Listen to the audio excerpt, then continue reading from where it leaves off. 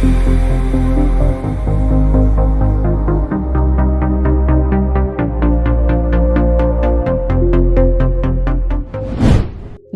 ये है पटना, जो बिहार जैसे ऐतिहासिक और सांस्कृतिक दृष्टि से समृद्ध राज्य की राजधानी है। ये नगर गंगा नदी के किनारे बसा हुआ है और इसे भारत के सबसे पुराने जीवित शहरों में से एक माना जाता है। प्राचीन समय में पटना को पाटलिपुत्र के नाम से जाना जाता था और ये कई महान साम्राज्यों की राजधानी रहा है। तो चलिए, आज हम आपको इस अद्भुत शहर के इतिहास, संस्कृति और यहाँ के प्रमुख स्थलों से रूबरू कराते हैं। तो पटना की सबसे खास चीज यहाँ की ऐतिहासिक विरासत और गंगा नदी का किनारा है, जहाँ से इस शहर की सभ्यता और संस्कृति का उद्भव हुआ। पटना का नाम इतिहास में स्वर्णिम अक्षरों में दर्ज है, क्योंकि यह मौर्य, गुप्त और शुंग जैसे महान साम्राज्यों की राजधानी रहा है। सम्राट अशोक और चंद्रगुप्त मौर्य जैसे शासकों ने यहीं से अपने साम्राज्य का विस्तार किया था।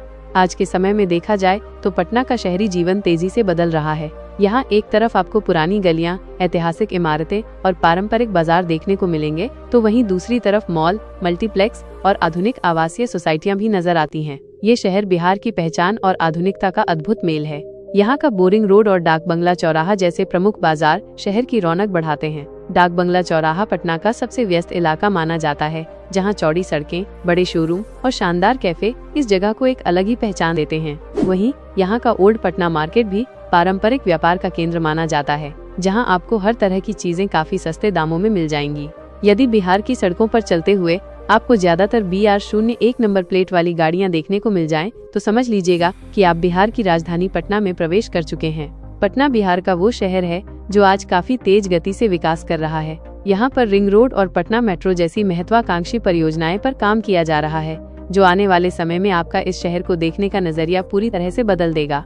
वहीं दोस्तों, जब बात हो रही हो पटना की, तो यहाँ के लाजवाब खान पान को हम कैसे भूल सकते हैं। तो यदि आप कभी पटना की यात्रा पर आएं, तो यहाँ की गलियों में मिलने वाली लिट्टी चोखा, सत्तू पराठा और घुगनी चिवड़ा का स्वाद जरूर ट्राई करें। इसके अलावा पटना की प्रसिद्ध मिठाइयाँ जैसे खाजा और ठेकुआ का स्वाद चखना तो बिल्कुल मत भूलिएगा।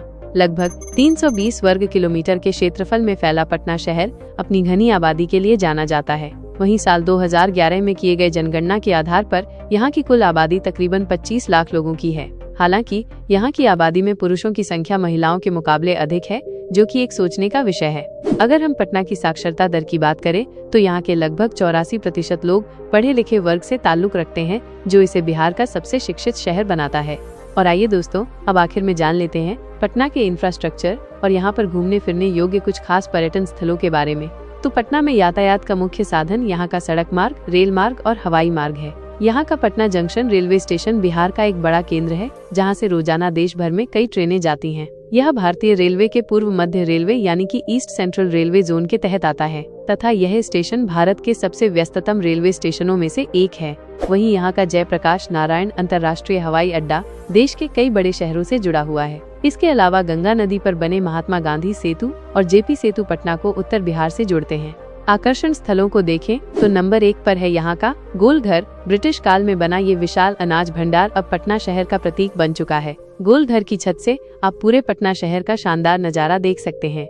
नंबर 2 पर है हरि मंदिर साहिब या पटना साहिब। यह सिख धर्म के 10वें गुरु गोविंद सिंह जी की जन्मस्थली है और सिख समुदाय के लिए एक पवित्र तख्त भी है। इस गुरुद्वारे का निर्माण महाराजा रणजीत सिंह द्वारा 1839 में करवाया गया था तथा यह स्थल गुरु तेग बहादुर जी और गुरु गोविंद सिंह जी से जुड़ी कई ऐतिहासिक घटनाओं का साक्षी रहा है।